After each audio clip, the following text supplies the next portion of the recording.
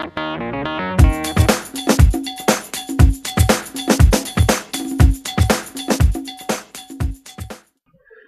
and welcome to another episode of What the F. This is the second video that I was going to make as promised this week. Primarily for two reasons. The first one is the fact that I haven't done a video in a couple of weeks. So I thought, I'll give you two this week. But the real reason, the most important reason for the second video in a week is what I'm going to talk about. I recently heard some news about a reunion that just was so happy to hear, and so damn excited to hear about. I was on my phone in work checking the updates for the press conference that was being held. Now before I talk about fully what the subject of this week's video is, you should look at this video because this will explain everything about what I'm going to will let you know what it is I'm going to talk about and why I'm so excited. So enjoy this little video. Now for something completely different. I'd like to see more fairy stories about the police. It's got me pining for the fjords. Pining for the fjord? Not me, that's not. And what else do these fellows do? In his spare time, he's a stockbroker. Albatross! I put on women's clothing and hang around in bars. Say no more. Well, I hope you enjoyed that little preview or compilation of the subject that I'm talking about, which is of course Monty Python. Now I should point out in regards to the brief kind of video you just saw of the Python sketches, I'm not really 100% certain on what the protocol is in regards to using material like that. Now clearly I didn't create it. I'm not in it, so it's not my material to kind of exploit, if you will. Someone else, that clip was made from compilations of Monty Python recently started releasing these iPhone, iPad apps of their best sketches, and that was created as a sort of an advertisement for the app. Now again, I did not create, again I wish to point out again, legal disclaimer, because again I don't know what the protocol is really. I did not create that video, I'm just using it. But again, I'm not gaining anything from this, I'm not gaining money, I'm not profiting, so hopefully I'll be alright. So I just thought I'd put that out there, that video was not created by me at all. So on with the show. Now, I'll talk about the recent revelation of a reunion, of a Python reunion. But first, I'll talk a little bit about the group themselves, their history, and what it is I love about it.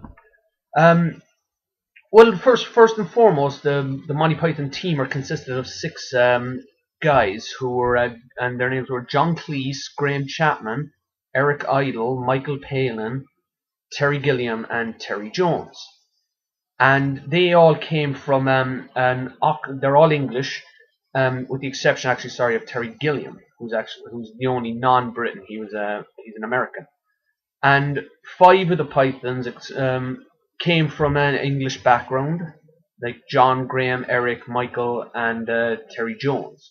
All came from a British background. Terry Jones is actually Welsh, and they all went to the same kind of college, university. I think it's Oxford.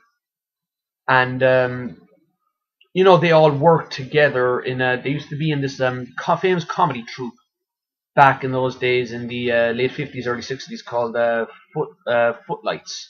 And it was essentially a sort of a comedy troupe in the university. They went to Oxford where, they would, write sketches and perform plays and stuff like that. And that's where most of the Python members met. They met through the university and through being a member of that group. And eventually they would splinter into, after university finished, they would splinter into kind of other areas. Like, they would work on varying other television shows, and the Frost Report being one of them. That's where a lot of them, like John and Graham and Eric, ended up. But eventually they all came together. John, Graham, Eric, Michael, and the 2 Terrys eventually came together and thought, we'll make TV show ourselves together. And famously, they went before the BBC, who was the British network that they were going with. They famously went before them saying, we want to make a TV show. And the producers, the bigwigs, asked, what's it going to be like? And they were like, well, we don't know yet. They goes, well, are you going to have famous guests? And they said, we don't know. And basically, they essentially every question answered with we don't know. And bizarrely or luckily enough, they were given a full season. They were given 13 programs to make. Hence the birth of Monty Python. The Flying Circus thing came later when they needed a name, and they went through all sorts of weird names: Owl Stretching Time, Bum Wacket Buzzard Stubble and Boot, all these strange and bizarre names. But they eventually came upon Monty Python's Flying Circus, and the Python was sort of their piss take on the slimy, sleazy showbiz agent Python. And the Monty came from an old British general, Lord Montgomery. The Flying Circus thing was apparently the idea of one of the producers at the time called Barry Took. His idea, he gave the idea for the Flying Circus. And so the program started in 1969 and ran for 4 seasons. And it's 4 seasons of just the best fucking funny comedy I've ever seen. I mean, there were famous sketches, like, some you saw in the brief video, like the Dead Parrot sketch, and the Nudge Nudge Say No More, the Spanish Inquisition, the Lumberjack, and just on and on and on. The sketches just kept on coming and were just absolutely hysterical. And people often look at it and they think, well, why is it so funny? Because it's when you look at the sketches, one thing they share, and I didn't realize this right off the bat until Terry Gilliam pointed it out in an interview. One of the primary things in the sketches you'll see is they had no ending. Normally a sketch it has a beginning, funny shit happens in the middle, and then it comes to what is the punchline, the final line, which is meant to deliver the big laugh. And the Python's thinking was, listen, the sketch is fantastic, but then you go to the punchline, and the punchline isn't really that funny. So what they decided to do was take a chop to that. So some of the sketches were just done very differently, and there was no punchline, there was no real ending. Like, they had famous ways of ending their sketches suddenly. No punchline. They just either one of the two items would be either a 16-ton weight would fall, or they'd insert one of Terry Gilliam's animations, because that was Terry Gilliam, the American who was part of the group. That was his contribution. The 5 other Python members, they acted and they wrote sketches, but Terry Gilliam didn't really do any of that. I mean, he appeared in sketches, but his input was primarily the animations, and which were just absolutely fucking hysterical. Like there's a famous one of it's called Conrad Poos and His Dancing Teeth. It's essentially a guy who just opens his mouth and his teeth just start dancing about the place. And he would do all these weird, strange kind of animations that were just bizarre, but they linked the sketches together. And again, it wasn't the traditional end to the sketch. It would either go to one of his animations and then lead into the next sketch, or they'd have a famous character, which I thought was hysterical, called the Colonel, who was portrayed by Graham Chapman. He'd just march into the middle of the sketch now. The sketch isn't over yet. And suddenly this character would march on. He'd be like, right, stop this, this is a silly, very silly sketch. Move on. And it was just a different way of doing it, because when you look at sketches and you look at the comedy of that era, it all followed a similar format of beginning, middle, and punchline. Whereas Monty Python just had beginning and middle. The punchline was gotten rid of, and they had different and unique ways of doing that.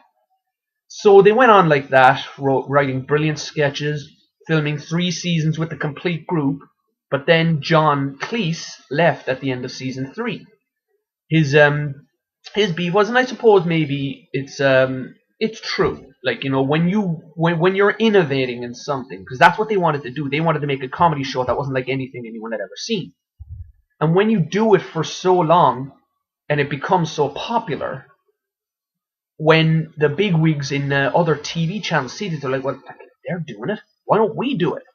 And then it began to be just duplicated and replicated, and it doesn't become the unique thing you set out to create. It doesn't become unique anymore because everyone else is doing it.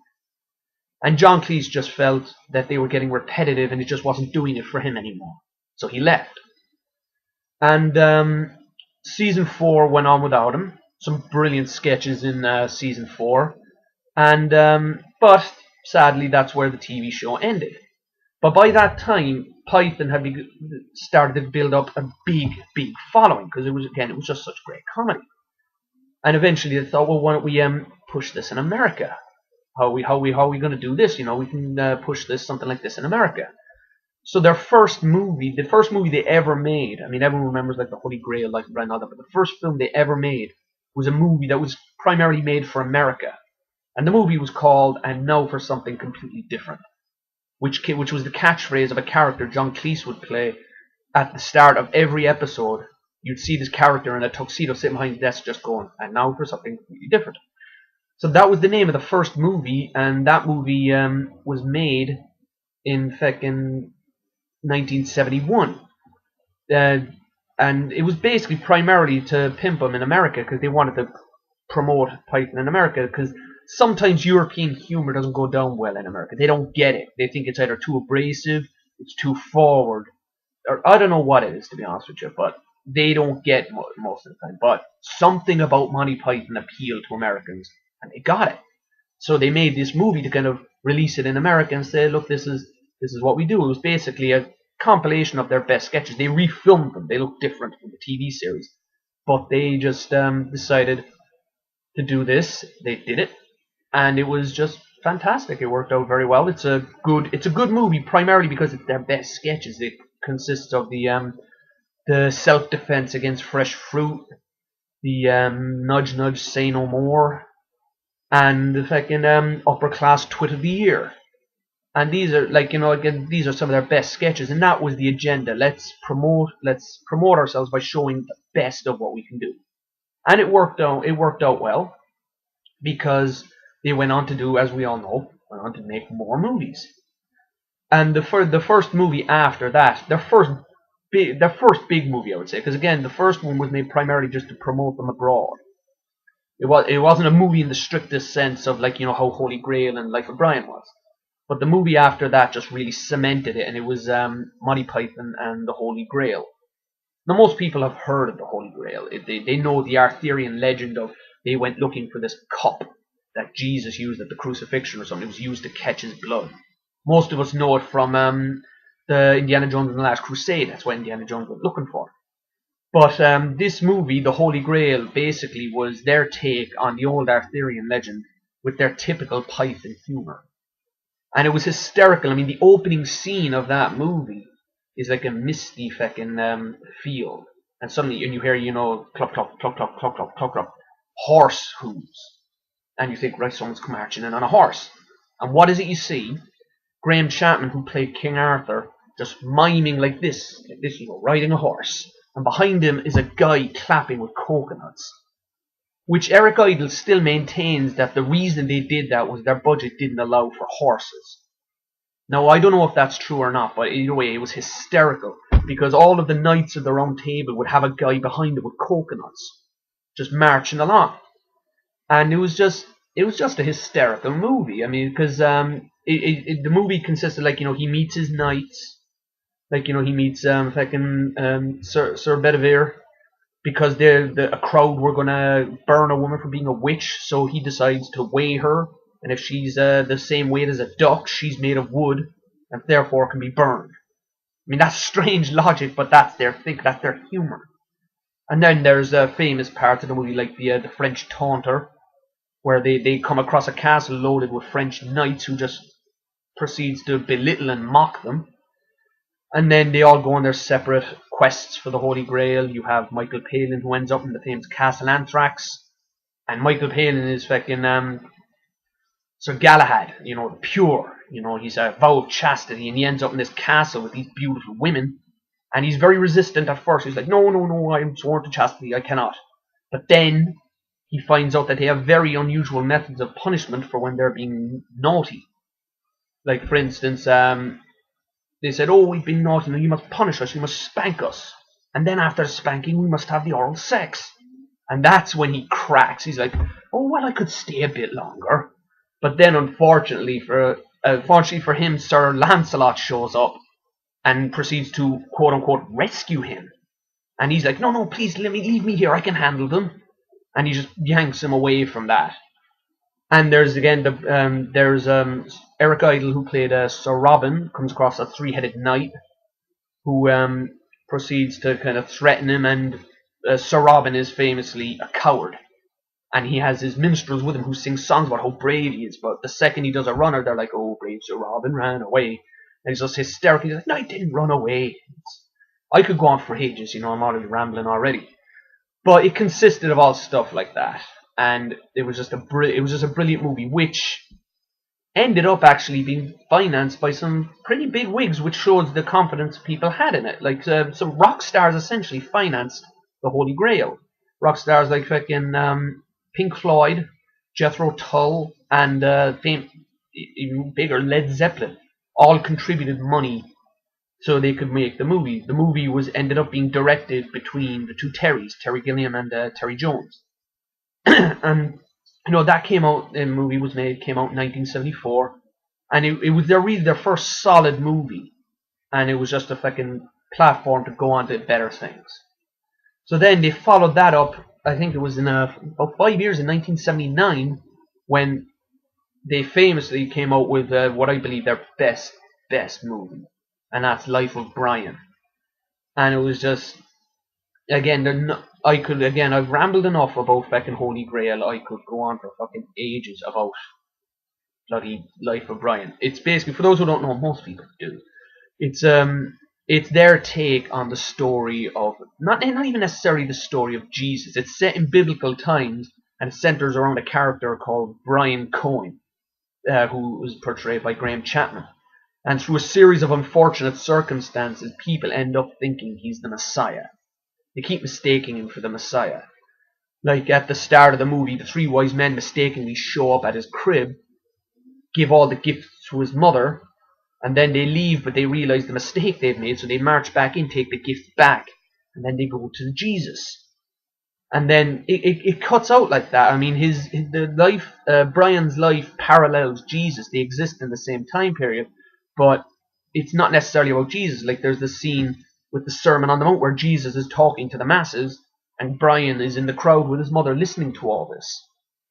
And again, he exists at the same time. He isn't, Jesus is referenced in the movie, but he's not really in it. They show him at the start with the birth, and then the Sermon on the Mount, and that's it. You see nothing more of Jesus. It's all about Brian. And, the mishaps he gets into. Like, he ends up joining a terrorist organization, the People's Front of Judea, and he ends up painting slogans all across the palace to prove his worth. They end up trying to kidnap Pontius Pilate's wife. He ends up in prison, and Pontius Pilate, portrayed by Michael Palin, famously has a lisp, and he can't pronounce the R's. Like he says, "Do we have any crucifixions?"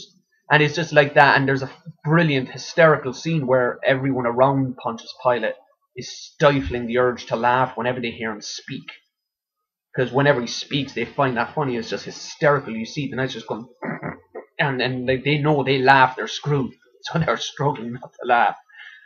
And it goes on like that then. There's a famous scene at the crucifixion at the end, where famously there's a sing-song. They're all crucified at the end, and they have a sing-song, and the song is famously "Always Look on the Bright Side of Life." One of my favourite songs of all time. And it's just a brilliant ending, and an unusual ending, but again, that's Python.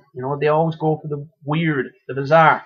And it was just a great fucking ending to their best and funniest movie ever. So then after that, they started doing live shows. They always kind of did live shows, but they released one on VHS video at the time. They did a stage show in 1982, and that was a show recorded at the Hollywood Bowl in America. And again, it was just their funniest sketches, and some sketches, I was surprised when I first saw it. I recognized a lot of the sketches, but there was some I didn't recognize. Like there's a sketch where the Pope is complaining to Michelangelo that he doesn't like his painting of the Last Supper. He's saying, no, he goes, there's a problem with the apostles. Why is there 28 of them? Why is there a conjurer and a mariachi band? And Michelangelo's like, well, we can call it the last but one supper. And then there's one about 4 Yorkshiremen talking back and forth about how poor they were and besting each other at who was the poorest. But it primarily consisted of their best sketches performed live, and it's a brilliant show. Because what I love about the live shows is you see them acting it out, and you see them make errors and mistakes. Like there's a sketch at one stage where Terry Gilliam, who's dressed as a woman, he jumps in surprise at what's happening on stage, and the wig falls off, and you see Eric Idle just kind of slowly moving to the side, getting in front of him so he can pick the wig up and put it back on. Little mistakes like that, and seeing how they deal with it is just fantastic. Because again, they were very good at it, very good live. And then that led into their last movie, which was in 1983, called The Meaning of Life. And that was it was another sketch movie. It wasn't like Holy Grail had a definite plot with the quest for the Holy Grail. Life of Brian had a definite plot. Brian trying to get through all the calamities. But The Meaning of Life, with their final movie, was a compilation of sketches, the original sketches that they'd written, and essentially the movie was about it examined all the stages of life, and with their typical humorous take on it. And like one of the first sketches is they talk about the miracle of birth. And a woman is brought in and to give birth, and the doctors there, who are John Cleese and Graham Chapman, are treating it very like business. They're like, hello, we'll have you cured soon, leave it all up to us, and bragging about the machinery they have in the room, saying, oh, that cost over £750,000, you're lucky to have it. And the best bit about that sketch is when they invite the family. He goes, come in, all of you, come in and watch. And it's a huge crowd. And he goes to the guy, who are you? And he goes, I'm the husband. And he goes, I'm sorry, only people involved are allowed in here. It was just so fucking funny. And it goes on like that with the stages of life. It talks the miracle of birth, talks about the autumn years, and again ends in death, which is a brilliant sketch which features a dinner party, and the Grim Reaper shows up, and they just treat him like he's a dinner guest. They're like, you're the Grim Reaper, are you? Still reaping, are you? And just so funny. He ends up killing all of them and bringing them to heaven. And it's a brilliant movie. Maybe not the way I would have hoped they'd end up, because the differences between the movies was in Life of Brian. The process of writing was, what they did was they basically went on holiday. They said, right, we're going to go for a 2-week holiday, sunshine, laughs, and we'll write this movie and we'll have a great time. And it shows in that movie, Life of Brian, because it's just their best material. And Meaning of Life is good too. They tried to duplicate that, and they said, we went on holiday again, it just wasn't the same. So that was their final movie, and that was kind of it. Monty Python was finished, was over, was done. They would eventually go off and do other things. And then sadly, Graham Chapman sadly died in 1989. And he was only 48, that's pretty young. That was pretty sad. Which was what made it even sadder is apparently there was talk of a reunion prior to that. And Terry Jones famously said at the time when Graham died, he goes, "Well, he's Graham. He's always the one to fucking ruin it." But again, did it in their own humorous way. But again, it was sad because people pretty much thought that's it. Graham Chapman dead. No more Monty Python. So they all went off to do their own thing. I mean, John Cleese starred in movies and television and did stage shows. Eric Idle, similar vein. Eric Idle did TV shows. He did some movies, and he famously brought the Monty Python musical Spamalot to the stage, which has won numerous awards and has done very well. Terry Gilliam went on to make movies. He primarily directed. He made brilliant movies such as Brazil, Fear and Loathing in Las Vegas, and the recent movie of which was Heath Ledger's last film, The Imaginarium of Dr. Parnassus. So he's done very well for himself. Terry Jones has went on to do kind of primarily he seems to be a documentarian now. I've seen a lot of stuff on Discovery Channel with him about documentaries. And Michael Palin famously went on. Again, he did some movies. He went on to do a TV show with Terry Jones called Ripping Yarns, and then he's most primarily now known for his travel shows. I mean, he's done travel all over the world, gone to a lot of places, and he's done those travel things. So they've all the individual remaining 5 Pythons went on to varying successes in their own careers. And again, over the years, there will be talk, will the lads get back together or won't they? They did reunite briefly for when they were honoured. I think it might have been it was about maybe 10-15 years ago. They came together. They were being honoured by some American society, and it was the first time they'd been on stage together for 18, 20 odd years.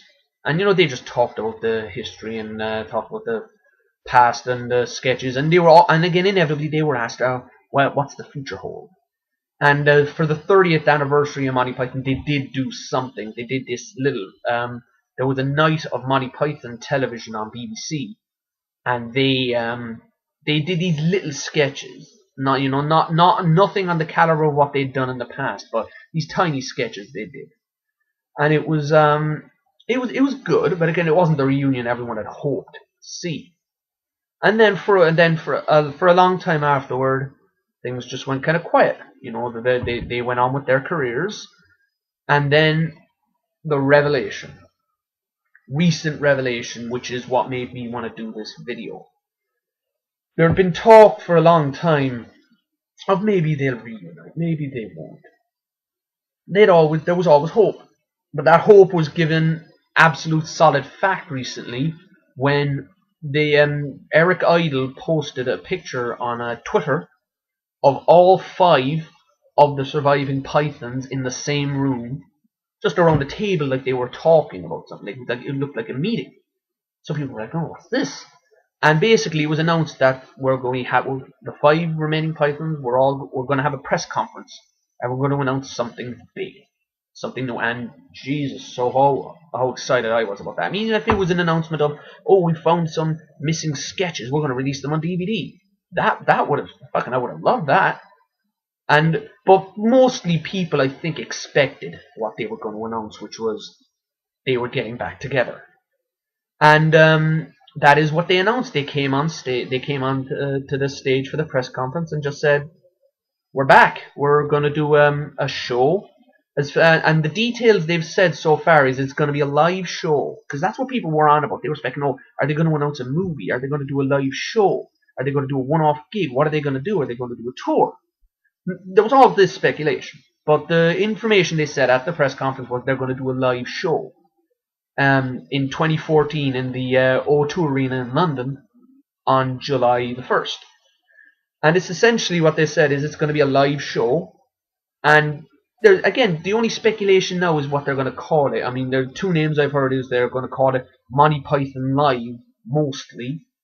Or the one I think is the best one, I think they should call it, called Monty Python, 1 down, 5 to go.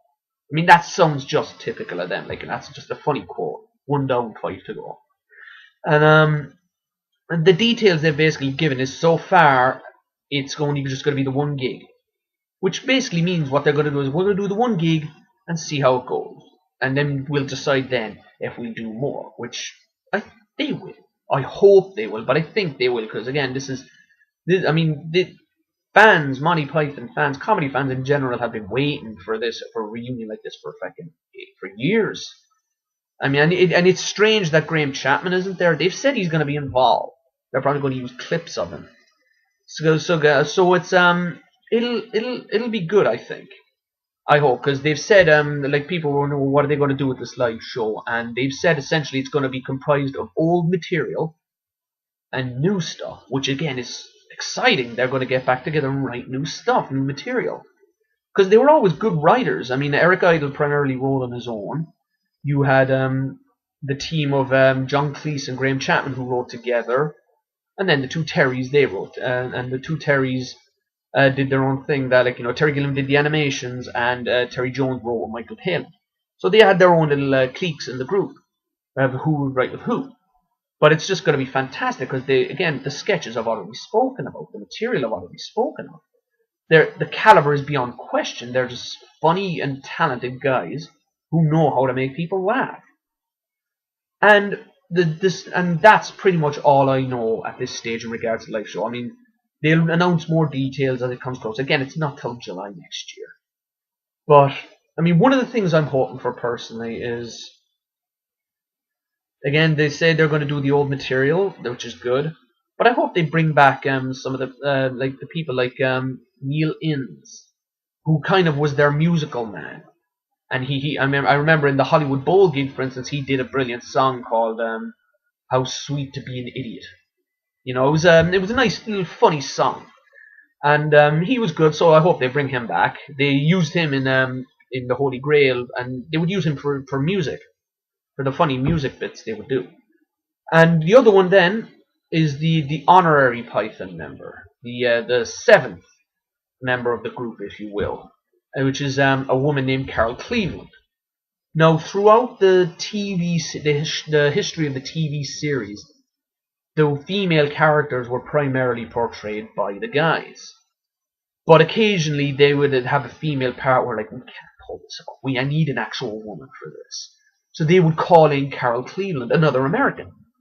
And she was just funny. She she would just play the female characters. The kind of, some of them were a bit ditzy, and some of them were just outright hysterical. And she did all that. She appeared then in all the films. Like, she played twin sisters, Zoot and Dingo, who were leaders of the Castle Anthrax in Holy Grail. And she was one of the crucified in Life of Brian, and she appeared in some of the sketches in The Meaning of Life. And she appeared on the stage show as well. She was actually at the Hollywood Bowl gig as well. So I hope they bring her back. I mean, I think they will, because if they're going to do some of the old material, they can't do it without her, because she was part of some of them. Like, you know, she was in a lot of them. So it makes just common sense. So I hope they do that. So the chances of getting tickets, though, are going to be insane. They go on sale Monday. By the time of this recording, the date now at the moment is the 22nd of November. The tickets go on sale Monday coming. And the chances of getting a ticket are pretty much slim to zero, because, again, this is a big reunion. And it's, again, if it is to be just a one-off gig, those tickets are going to sell fucking rapid.